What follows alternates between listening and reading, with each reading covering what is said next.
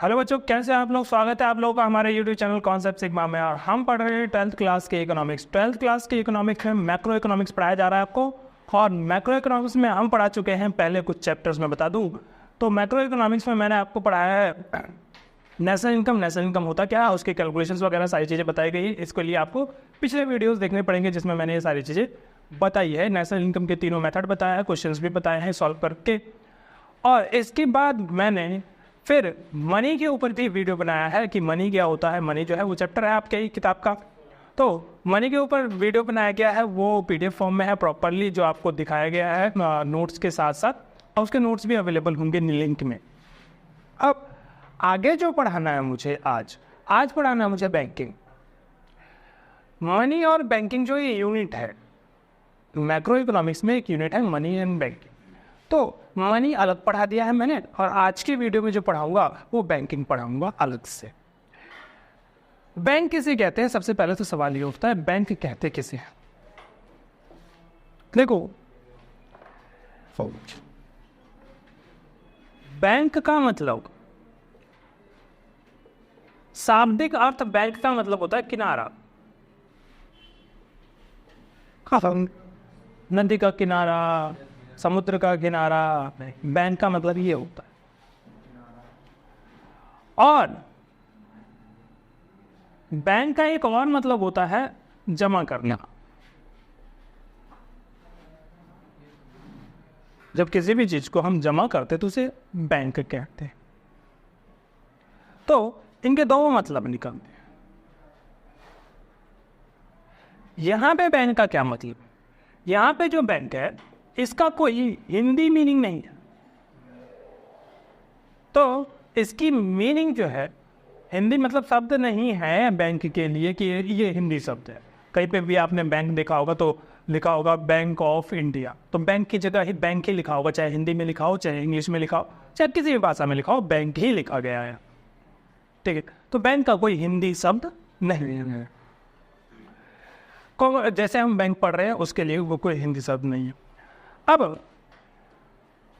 Bank कहते किसे, bank एक ऐसी संस्था है जो आपसे जमाएं स्वीकार करता है और आपको ही उधार देता है।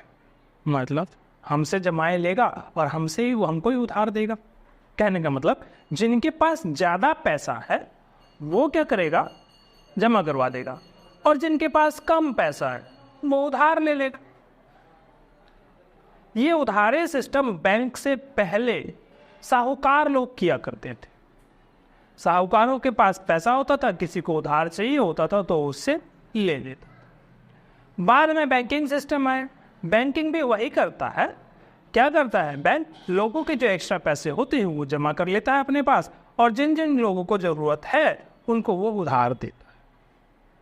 ठीक, तो बैंक का मतलब ही यही निकल के आया। बैंक एक ऐसी संस्था है जो जनता से जमाएं स्वीकार करती है और जनता को ही उधार देती है। जनता से जमाएं स्वीकार करके जनता को ही उधार देती है। ठीक है, अब जब जनता से जमाएं स्वीकार करके जनता को ही उधार दिया जाए, जनता को जमाएं स्वीकार करके जनता को ही उधार दिया जाए, तो फिर बैंक का क्या।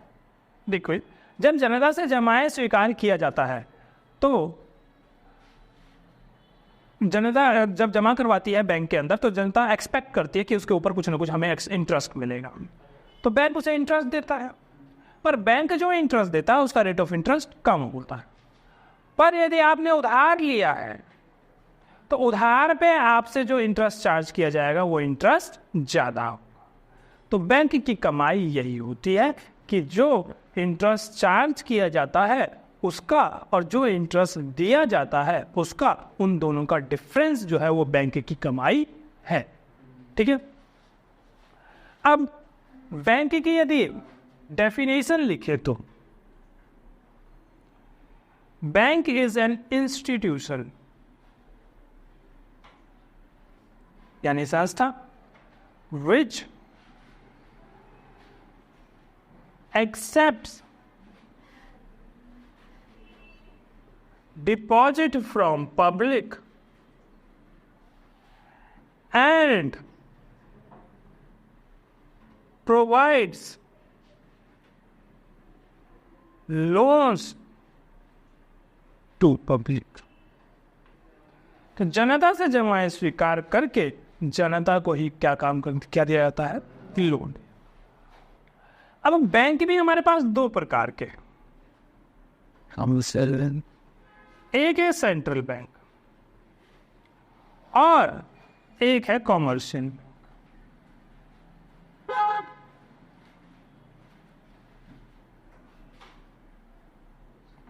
ठीक है, तो मैंने ये जो डेफिनेशन लिखाई है ये असल में कॉमर्शियल बैंक का डेफिनेशन है। ये जनरली सारे बैंक के लिए कोई डेफिनेशन ही नहीं, सारे बैंक के लिए कोई डेफिनेशन ही नहीं है। डेफिनेशन या तो कॉमर्शियल बैंक के लिए है या फिर सेंट्रल बैंक। सेंट्रल बैंक किसे कहते हैं? हिंदी में सेंट्रल बैंक को हम कहेंगे केंद्रीय बैंक और कॉमर्शियल बैंक को कहेंगे वाणिज्यिक बैंक, वाणिज्यिक बैंक। ये जो सेंट्रल बैंक है, केंद्रीय बैंक, ये एपेक्स बॉडी होती है, एपेक्स बॉडी या एपेक्स बैंक कह सकते हैं। एपेक्स बैंक का मतलब, एपेक्स का मतलब सबसे बड़ा बैंक।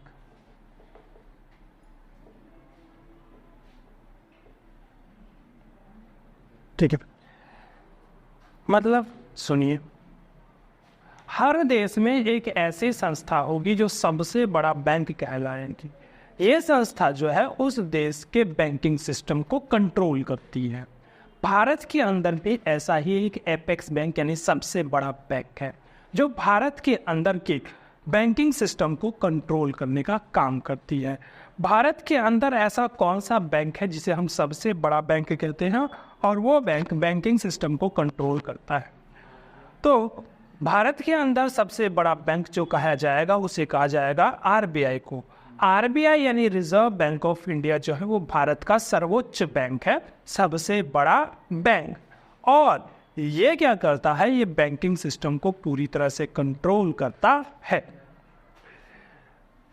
तो जैसे भारत में आरबीआई है, रिजर्व बैंक ऑफ इंडिया, उसी प्रकार से अमेरिका के अंदर बैंक है, ये इंडिया में बैंक है आपका, और यूएसए में बैंक है Federal reserve.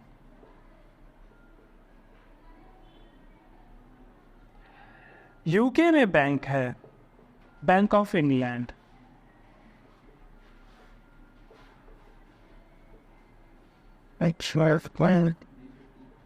And Wales aside, Wales की स्पेलिंग में थोड़ा हो सकता है बट ये नाम है Bank of England and Wales.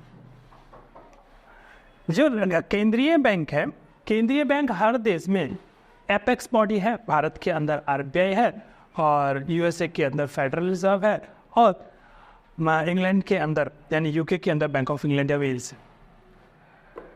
ये बैंक करते क्या है? ये सेंट्रल बैंक कहलाते हैं। इन बैंकों का काम होता है पूरे बैंकिंग सिस्टम को मैनेज करना।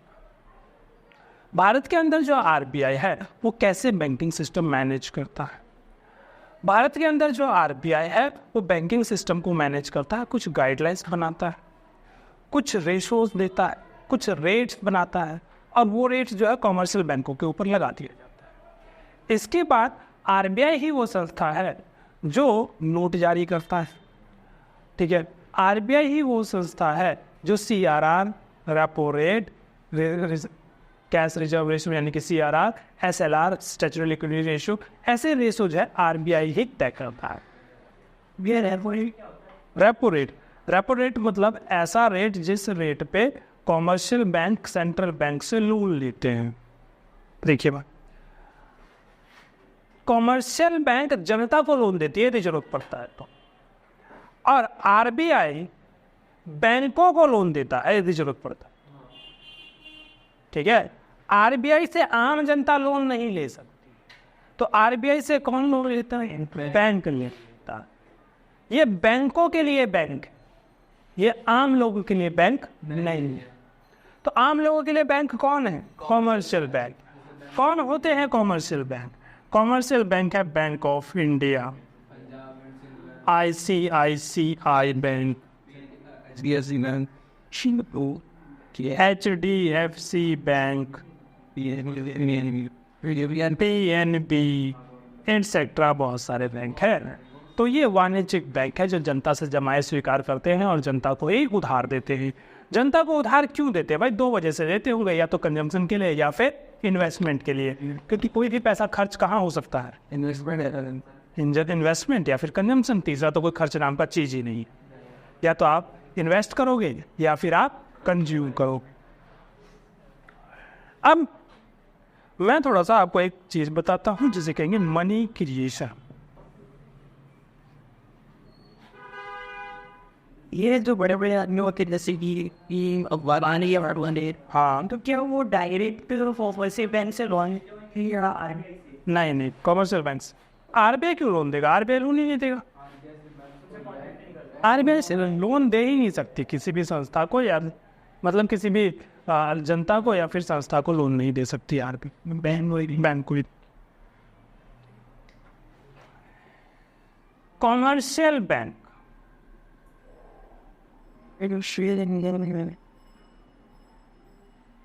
ये मुख्य रूप से क्या करता है? जनता से जमाए लेता है और जनता को ही लोन देता है। ठीक है, जनता से जमाए स्वीकार करता है और जनता को ही लोन देता है। एक चीज है जिसको कहते हैं हम क्रेडिट क्रिएशन।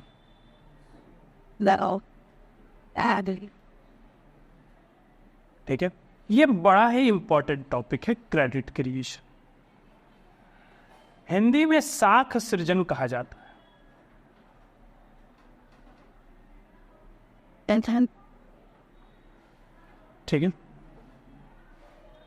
क्रेडिट क्रिएशन को हम मनी क्रिएशन भी कह सकते हैं। क्रेडिट क्रिएशन को मनी क्रिएशन भी कहा जा सकता है। क्या होता है क्रेडिट क्रिएशन? ध्यान से सुनिए। मान के चलिए कि किसी अर्थव्यवस्था में एक ही कॉमर्शियल बैंक है।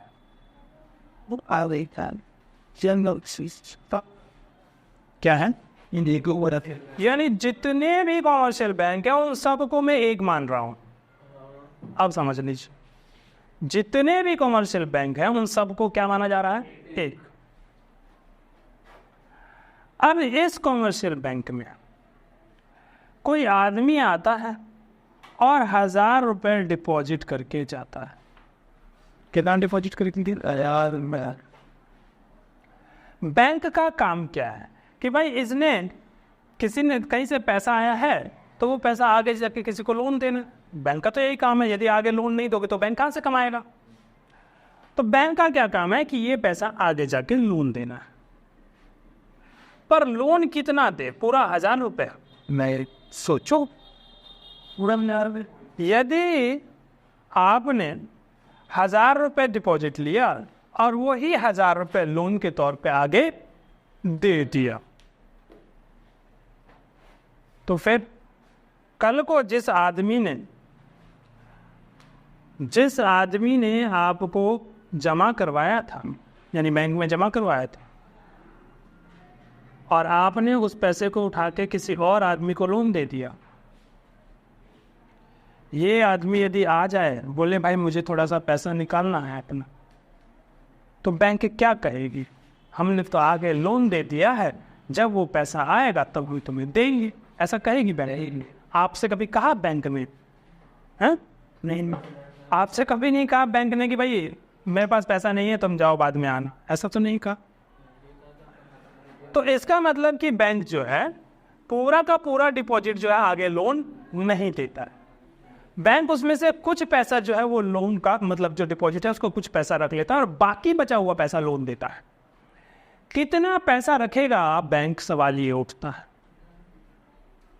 ठीक है, ये तय करने वाला बैंक नहीं होता कि कितना पैसा रखेगा। तो ये किसने तय करना है? ये गवर्नमेंट तय करती है एक रेशो बना के, जिसको लीगल रिजर्व रेशो कहा जाता है। ठीक है, कई बार लीगल रिजर्व रेशो वैसे अलग मीनिंग होती है, पर कई जगह किताबों में जैसे CRR करके भी दिखाया गया है, पर CRR का मतलब थोड़ा अलग है और लीगल रिजर्व रेशो का मतलब थोड़ा अलग है। CRR मतलब cash reserve ratio. Cash reserve ratio और लीगल रिजर्व रेशो में फ़र्क है थोड़ा सा, पर मैं अभी नहीं बताऊंगा, वरना फिर मेरा ये कॉन्सेप्ट जो है वो हिल जाएगा। Legal reserve ratio for example की 10%। अब ये लीगल रिजर्व रेशो तय किसने किया? RBI ने तय किया। RBI कौन होता है तय करने वाला कि लीगल रिजर्व रेशो कितना रखना है बैंक को? भाई 1000 दिया बैंक ने, लोगों ने जमा करवाया, अब इस 1000 में से कितना % रखना है बैंक को ताकि कोई आए तो हम उसको दे पाए? कितना रखें ये तय नहीं है। तो ये तय केस कौन करेगा? कमर्शियल बैंक खुद तय कर ले क्या? कमर्शियल बैंक खुद तय करेगा तो 2% भी रख सकता है, 1% भी रख सकता है, 3% भी रख सकता है, 5% भी रख सकता है, कुछ भी रख सकता है। ऐसी स्थिति में ऐसा भी तो हो सकता है कि किसी लोगों का पैसा डूब जाए, कमर्शियल बैंक लगा दे पैसा कहीं पे, बोलेंगे हम तो है ही नहीं, कोई आए मांगने के लिए, और फिर उस टाइम कमर्शियल बैंक हाथ खड़े कर दे, बोले हमारे पास तो पैसा है नहीं भाई, हमने तो इन्वेस्ट कर रखा है, जब आएगा तब ले लें। ऐसे तो लोगों का बैंकिंग पे से विश्वास उठ जाएगा। लोग कहेंगे बक बैंक में कौन जमा करवाएगा, और घर में ही रखेंगे, नहीं जमा करवाएगा बैंक में। भाई बैंक में तो इसलिए जमा करवाते हो कि जब जरूरत पड़े निकाल लें, है? और यदि बैंक वाला आपको मना करते कि भाई पैसा नहीं है बाद में आना, तो फिर क्या करोगे? बोलोगे हम बैंक में जमा ही नहीं करवाएंगे, घर में ही रखेंगे अपना।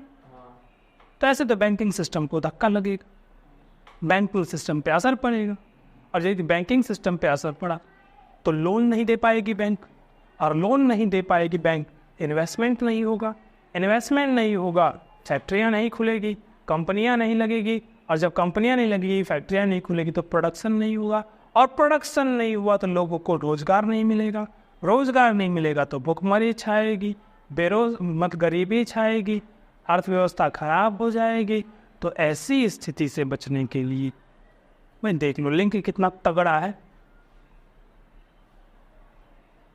ऐसी स्थिति से बचने के लिए RBI ने कहा नहीं, तुम लोग तय नहीं करोगे कि कितना कैश रखना है, मैं तय करूंगा कि कितना कैश रखना है। तो RBI ने तय किया कि हम रखेंगे 10%। ये असल में 10% है क्या? नहीं, ये चेंज होता रहता है। अब ये लगभग 3-4% के आसपास। ठीक, मैंने एक एग्जाम्पल दिया है 10%।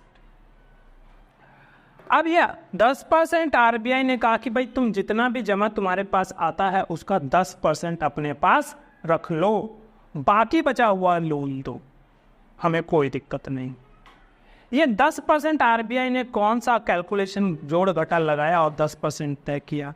RBI एवरेज देखती है। एवरेज का मतलब कि कितने % लोग हैं जो बैंकों से पैसा निकालते हैं।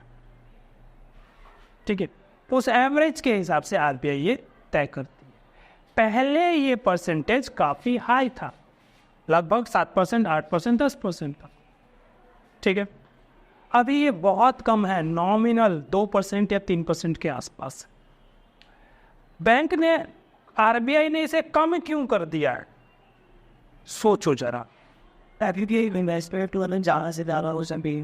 नहीं सुनिए, RBI ने जो रिजर्व रेशो है वो कम क्यों कर दिया है? क्यों बैंकों को कहा कि भाई चलो कम ही पैसा रख लो अपने पास? लोग कम निकाल रहे हैं पैसा। लोग कम क्यों निकाल रहे हैं पैसा? कम पैसा क्यों निकाल रहे हैं? अभी सुन मेरी बात, अभी मुझे इस लड़के ने फीस दी 2000 रुपये। इसने जो मुझे फीस दी है 2000 रुपये, यदि मान के चलो आज के टाइम पे पेमेंट सिस्टम नहीं होता, इलेक्ट्रॉनिक पेमेंट सिस्टम नहीं होता, तो ये क्या करता? बैंक जाता, या एटीएम जाता, एटीएम और बैंक एक ही चीज़ है, और वहाँ जाके बोलता भाई मेरे को पैसे दे, मुझे फीस जमा कर। तो ये जाता बैंक के सामने हाथ फैलाता कि मेरे को पैसे दो, ठीक है। तो निकालने वाला बन गया, ये कैश निकालने वाला बन गया। और अभी इसने क्या किया, अब इसने कैश निकाला है, इसने बैंक से ही पैसा मेरे बैंक में ट्रांसफ़र कर दिया, ठीक है। और अभी मैंने आपको क्या बताया कि सारे के सारे बैंक एक ही बैंक है, हाँ, ठीक है। तो अल्टीमेटली पैसा अभी भी कहाँ है, बैंक में, निकला ही नहीं। तो यदि पैसे कम निकलेंगे तो आरबीआई जो है वो रिजर्व रेशियो कम रखेगा। क्यों? क्योंकि आरबीआई कहेगा अरे तुम टेंशन मत लो, अब कोई नहीं निकालेगा पैसा, हमने उनको एक सिस्टम दे दिया, यहाँ से वहाँ खेलते रहो और पैसा निकालने मत आओ, ठीक है। इससे क्या होगा, रिजर्व रेशियो कम हो जाएगा और बैंकों के पास ज़्यादा पैसा बनेगा। किस लिए? इन्वेस्ट करने के लिए या फिर लोन देने के लिए। तो ज़्यादा इन्वेस्टमेंट होगी, ज़्यादा प्रोडक्शन होगा, जीडीपी बढ़ेगी, रोजगार आएगा, इस वजह से, ठीक है। तो अभी तय है बहुत कम, पहले था 10%। अब क्या किया गया, आरबीआई के कहे अनुसार इसने 100 रुपया क्या रख लिया रिजर्व में, 10%। तो फिर लोन कितना देगा ये, उस 900, 10% रिजर्व में रखना पड़ेगा, तो 900 लोन देना पड़ेगा। बात है समझ में? अब लोन जब बैंक वाला देता है किसी को तो कैसे देता है? आपने लोन लिया, कभी आपको बैंक वाले आए घर में और नोट गिन के गए कि ये लो लोन, लाइक्स, या कभी बैंक से लोन लेने गए तो बैंक वाले काउंटर ने तुरंत लोन देने वाला जो अमाउंट है उसकी गड्डी निकाल के आपको दी, ये लो। ऐसा भी नहीं होता। लोन कैसे देते हैं? लोन फिर चेक में देते हैं, चेक में देते हैं, या मैं ये कहूँ कि बैंक में ही देते हैं, खाते में ही डालते हैं। भाई तुमने जिससे लोन लिया है वो लोन वाला पैसा तुम्हारे ही खाते में आ जाएगा, ट्रांसफर कर दिया जाएगा। तुमने लोन लिया है तो लोन वाला पैसा तुम्हारे खाते में ट्रांसफर कर दिया जाएगा, ठीक। तो इसका मतलब ये कि ये जो हमने 900 रुपये लोन दिया है ये कहीं गया नहीं है, बैंक में ही, ठीक है। क्यों? क्योंकि लोन का पैसा बैंक खाते में जाना है, तो इसका मतलब 900 रुपये जो दिया गया वो भी बैंक में ही पड़ा हुआ है। अब पूरा बैंकिंग सिस्टम तो एक ही है, मैंने अभी बताया कि कॉमर्शियल बैंक एक ही है, तो इसका मतलब ये 900 रुपये भी इसी बैंक के पास ही है। बोलोगे नहीं दूसरे बैंक में खाता होगा, तो मैंने भी बताया कि सारे बैंक एक ही है। तो इसका मतलब ये कि अब बैंक के पास टोटल डिपॉजिट कितना हो गया? टोटल डिपॉजिट बताइए कितना हो गया?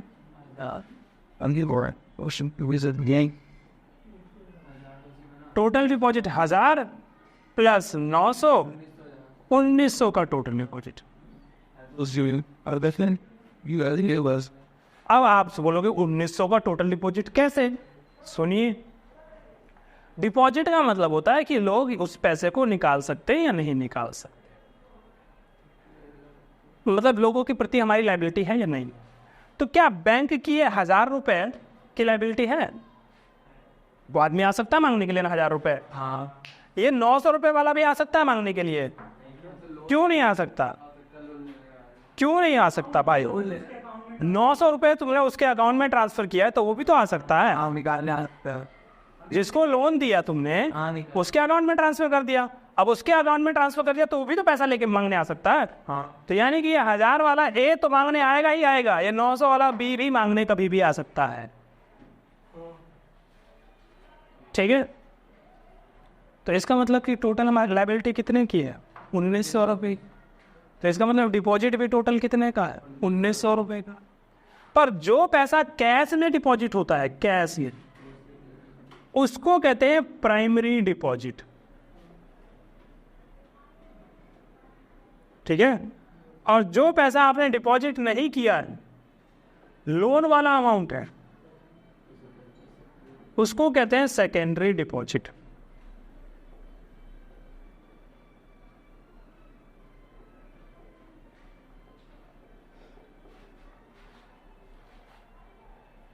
ठीक है, तो ये कहलाएगा प्राइमरी डिपॉजिट और ये क्या कहलाएगा सेकेंडरी डिपॉजिट।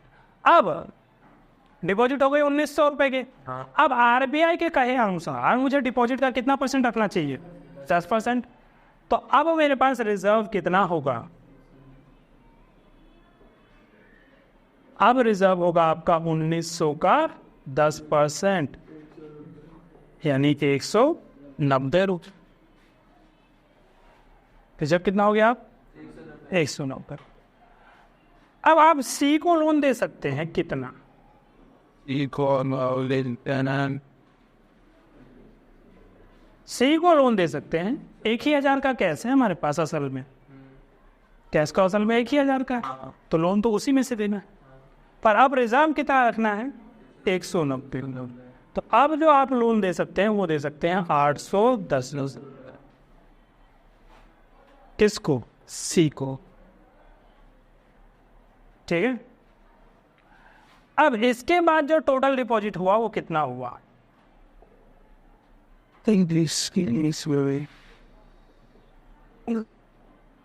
टोटल डिपॉजिट हो गया 1000 जो कैश वाला है, 900 जो लोन दिया आपने, और 810 जो फिर लोन दिया आपने, ठीक है। फिर अब इसका रिजर्व कितना बनेगा, 271 रुपये। अब 1000 में से 271 माइनस करके फिर मैं लोन दे सकता हूँ। इस प्रकार आपका डिपॉजिट जो है वो बढ़ता जाएगा। पर असल में रुपए कितने हैं, 1000 रुपये। असल में 1,000 को आप बार बार लोन दे दे के बना रहे, तो यहाँ मनी क्रिएट हो रहा है, यानी बिन पैसे का पैसा बन रहा है। ये कितना बन जाएगा, 1,000 रुपये।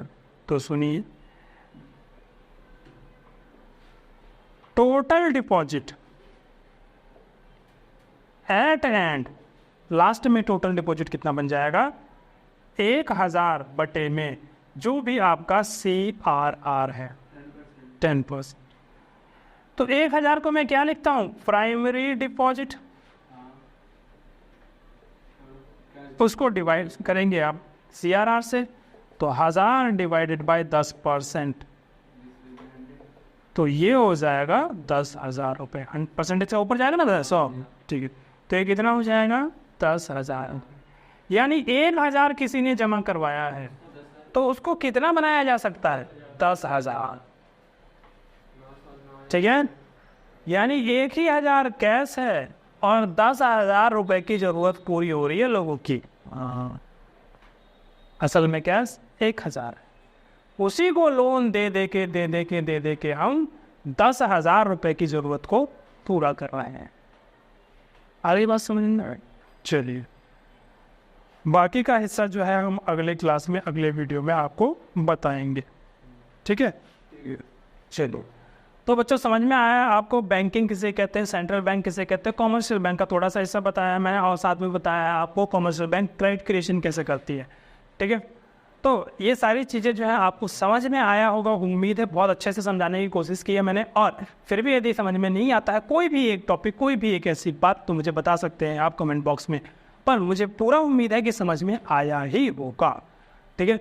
वीडियो को आप लाइक कीजिए और वीडियो को शेयर भी कीजिए और चैनल को सब्सक्राइब कीजिए, ठीक है, ताकि आपको आगे और भी अच्छे वीडियोज़ मिलते रहें। धन्यवाद।